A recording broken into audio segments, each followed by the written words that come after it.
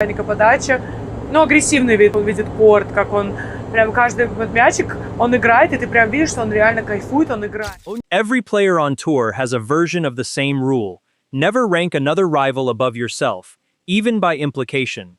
Aryna Sabalenka is the reigning world number one.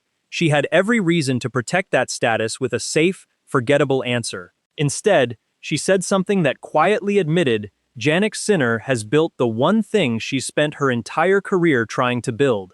And almost nobody noticed she'd said it. Here's the moment. On the First and Red YouTube channel, the host asked her the question that's been dividing tennis fans for 2 years straight. Sinner or Alcaraz? Players are trained to avoid this exact question. It's a trap. Pick one, and you've publicly ranked two active superstars against each other, and against yourself by extension. Sabalenka didn't sidestep it. She reacted like the question caught her off guard. And then she answered it anyway, without hedging. She said she naturally prefers Jannik because they share similar playing styles.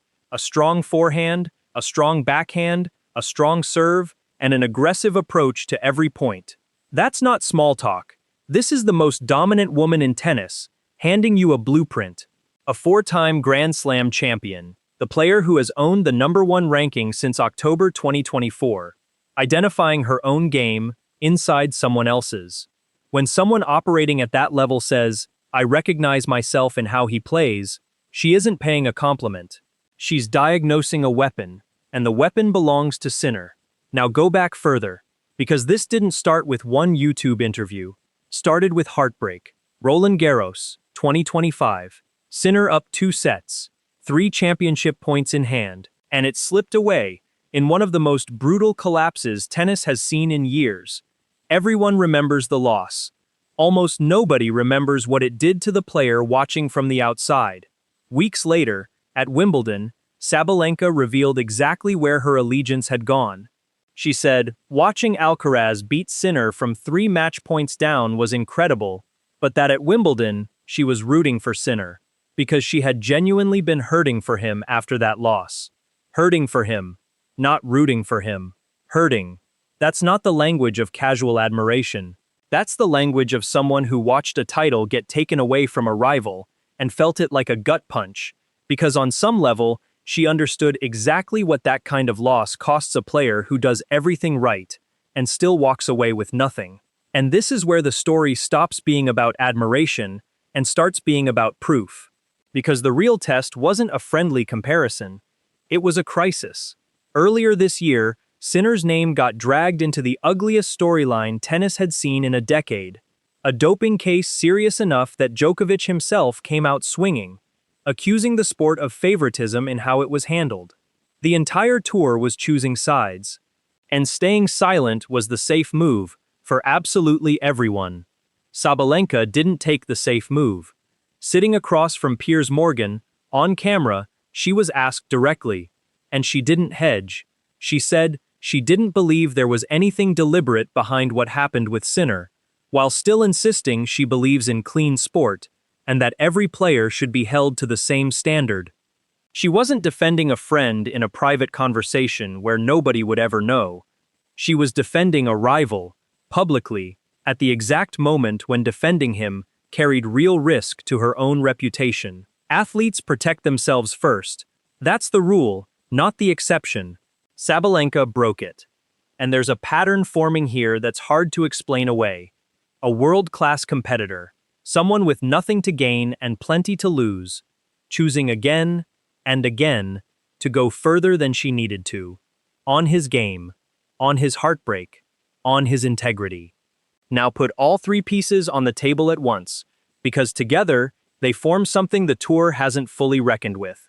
Sabalenka isn't just complimenting Sinner's forehand, she's naming the exact quality that's been dismantling the rest of the men's game all year. A style with no seam in it. No side of the court where an opponent can breathe. When she lists what she recognizes, the serve, the backhand, the forehand, the aggression, she isn't describing a stylistic preference. She's describing a player who never hands you a free point to build momentum from. And she knows exactly what that costs to build, because her own career is engineered around the identical principle: take time away, before your opponent can take it from you. That's what separates her comparison from every beaten rival's quote-making headlines this year. This isn't a player who just lost 9 straight matches, grasping for an explanation.